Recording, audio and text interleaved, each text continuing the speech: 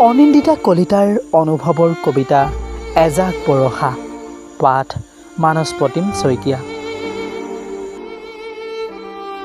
এজাক বৰষা নামি আহিছিল মোৰ হৃদয়ৰ কোঠালিলৈ। নাম দিছিলোঁ প্ৰেমৰ। গুপুতে গজালি মেলিছিল, এটি দুটিকৈ পাত মেলিছিল। কিন্তু হঠাৎ এজাক নামি আহিছিল ধুমুহা। মুহূৰ্ততে ভাঙি পেলাইছিল সকলো। হৃদয়ৰ কোঠালিত নামি অহা বৰষুণজাক এদিন শুকান মৰুভূমি হ'ল। ৰৈ গৈছিল মাথো অশ্ৰু ভৰা চকু। মৰমবোৰ হৈ পৰিছিল শিল।